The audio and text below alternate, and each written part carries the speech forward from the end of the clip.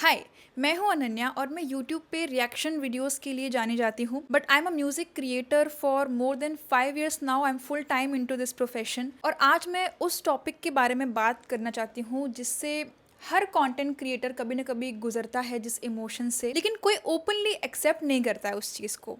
और यही एक वजह है कि सब के सब एक मेंटल हेल्थ एपिडेमिक से गुजर रहे हैं उस पर्टिकुलर चीज़ की वजह से, और उसका नाम है कंपैरिजन। आप कितने भी सेल्फ अवेयर बाबा टाइप के इंसान हो, लेकिन अगर आपने सोशल मीडिया को अपना प्रोफेशन बनाया है तो कंपैरिजन नाम की डिश आपको कॉम्प्लीमेंट्री सर्व की ही जाएगी, जो आपको खानी ही पड़ेगी। It's like a non skippable ad on YouTube, जो आपको देखना ही पड़ेगा। अगर नहीं देखना है तो आप ऐप बंद कर दो। और बहुत लोग करते भी हैं। There are so many people who uninstall and keep on installing and uninstalling Instagram. मैं भी करती हूँ, मुझे लगता है मैं अकेली हूँ, बट मैं अकेली नहीं हूँ। बहुत सारे कंटेंट क्रिएटर्स इस चीज़ से जूझ रहे हैं और इससे निजात पाने के लिए उनको ऐप ही डिलीट करनी पड़ती है, क्योंकि वो ऐप ही इतनी एडिक्टिव है कि वो आपको खींच लेती है अपनी तरफ।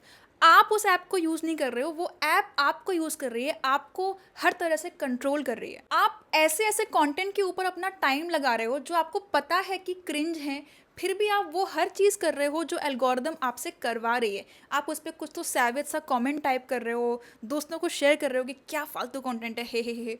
बट आपको ये रियलाइज़ नहीं हो रहा है कि हम सब इस एल्गोरिदम के इशारों पर नाच रहे हैं। खैर, coming to the point of this video, अगर सोशल मीडिया ही आपका प्रोफेशन है तो आप कंपैरिजन के इस ट्रैप से बच नहीं सकते। आपको इसी दलदल में रहना पड़ेगा और यहाँ पर रहते हुए आपको अपनी मेंटल पीस के लिए कोपिंग मैकेनिज्म्स ढूंढने पड़ेंगे कि आप क्या करें जो आप इस ट्रैप से अपने आप को सेफ बना के रखें। अब मैं भी कोई बहुत बड़ी बाबा नहीं हूँ कि मुझे सब पता है, लेकिन 5 साल के एक्सपीरियंस में मैंने कुछ कोपिंग मैकेनिज्म्स फिगर आउट किए हैं। देख लो, कुछ समझ में आ जाए तो। पहली चीज़, जिस इंसान से या इंसानों से आप अपने आप को कंपेयर कर रहे हो, आप हमेशा उनके जीवन के एक ही एस्पेक्ट से खुद को कंपेयर करते हो। For example, being a musician, someone can say कि अरे उसको इतने लाइव शोज मिल रहे हैं, मुझे नहीं मिल रहे हैं। Being an influencer, you can find your self thinking कि उसको इतने ब्रांड डील्स मिल रहे हैं, उसके फॉलोअर्स इतने बढ़ रहे हैं। ना आई वांट कि आप उस इंसान के जीवन के और भी पहलुओं को एनालाइज करो। अब कंपेयर करने बैठे ही हो तो अच्छे से कर लो।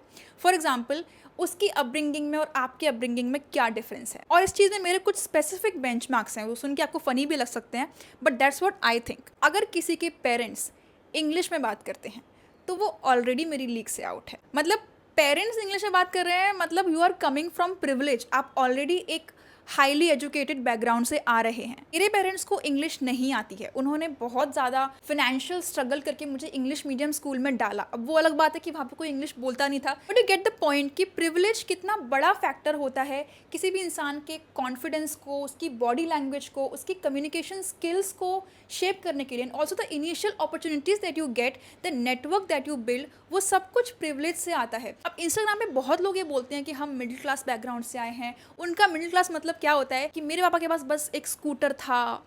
भाई, स्कूटर जिसके पास होता था उसको हम अमीरों में काउंट करते थे, क्योंकि मेरे पापा ने मुझे हमेशा एक साइकिल पे आगे छोटी सी गद्दी लगा के घुमाया है। तो background check is very important. अब आप लोग ये बोलेंगे कि तो पुरानी बातें हो गई, स्कूल कॉलेज के बाद तो सबको इक्वल ट्रीटमेंट मिलता है, और सोशल मीडिया पे ये रेलिवेंट नहीं है क्योंकि बहुत सारे गरीब लोग भी अमीर बने हैं सोशल मीडिया से। Point taken.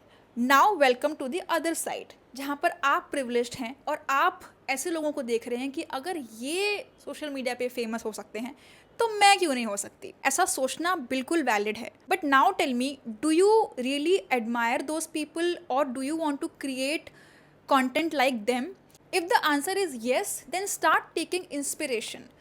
Steal like an artist. उनके आइडियाज़ को लेके अपने स्टाइल में ट्विस्ट करो और ऑडियंस को प्रेजेंट करो and see if it works. If it works then it's a win for you. But stay informed कि हर आर्टिस्ट की, हर क्रिएटर की जर्नी यूनिक होती है। लोग आपको इसलिए फॉलो नहीं करते क्योंकि आप उसके जैसा कंटेंट बनाते हो, लोग आपको आपकी यूनिकता के लिए फॉलो करेंगे। So make sure that you have you in your content, not someone else. खैर, इट्स अ डिफरेंट टॉपिक, वो एक बड़ा टॉपिक है कॉन्टेंट स्ट्रेटेजी का। अगर आपको सुनना है तो फिर उसके ऊपर एक अलग वीडियो बनाऊंगी। But if the answer to the above question is no, then my friend, it's pure jealousy and it's normal, it's completely okay to be jealous. अब इस केस में सिर्फ एक ही ऑप्शन बचता है कि आप उस इंसान को या तो ब्लॉक कर दें या तो म्यूट कर दें। अगर आप उसको जानते हैं, आप उसको फॉलो करते हैं, तो आप उसको म्यूट कर सकते हैं। उसकी फीड, उसकी स्टोरी, उसकी रील्स आपके फीड में नहीं आएंगी। या फिर आप इंस्टाग्राम पे एक फीडबैक दे सकते हैं। जब भी वो रील आए आपके सामने, आप उसमें ऑप्शंस में जाके बोल दो कि नॉट इंटरेस्टेड, तो उस टाइप का कंटेंट आपको दोबारा नहीं आएगा। You have to curate your feed कि you do not see content that is bad for your mental health. ये सब कुछ करने के बाद भी आप इमेजिनेशन में अपने आप को कंपेयर कर रहे हो, ऐप नहीं भी यूज़ कर रहे हो, तब भी आप सोच रहे हो कि यार उसके तो इतने फॉलोअर्स बढ़ गए, मैं तो कब से कर रही हूँ, ये तो सिर्फ 1 साल में इसके 1 मिलियन हो गए। तो इस सिचुएशन में आपको ब्रेक लेना है। ऐप आपने डिलीट कर दिया, आई एम अज्यूमिंग अगर इतनी सीरियस लेवल पे बात पहुंच गई है तो आपको ऐप डिलीट करना पड़ेगा, पहली बात। तो दूसरी बात, आपको एक्चुअली में एक ब्रेक लेना पड़ेगा इन थॉट्स से भी। आपको अपने आप को डिस्ट्रैक्ट करना पड़ेगा, आपको बुक्स उठानी पड़ेंगी।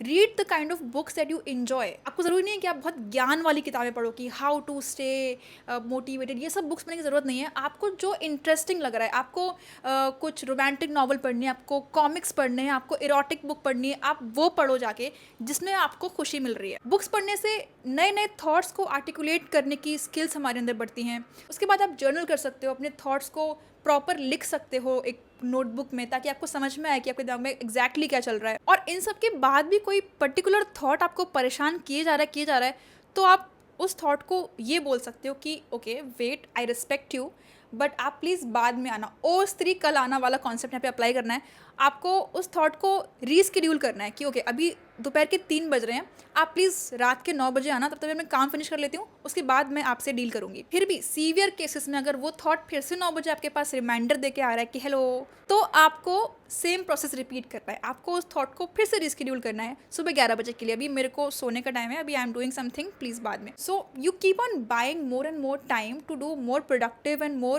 peaceful stuff than being tangled in those thoughts. And this process, all of that जो मैंने अभी डिस्कस किया, it has always worked for me. I have not yet found a permanent solution कि मैं कैसे इन सब से ऊपर उठ जाऊँ और बिल्कुल निर्वाणा अटेंड कर लूँ। मतलब ये सब बोलने के बाद भी अगले हफ्ते मैं फिर उस ट्रैप में फंस जाऊँगी कि अरे शिट, फॉलोअर्स नहीं बढ़ रहे। बट ये सारे मेथड्स टेम्प्रेरी रिलीफ देने के लिए बहुत अच्छे हैं। That's why I am sharing that with you. अगर आपके पास कोई और तरीके हैं तो please let's come together and discuss this in comment section. I am really grateful कि आपने वीडियो एंड तक देखा, and I am expecting some really good insights in comments कि how do you deal with comparison. So yeah, see you in the next video. Bye.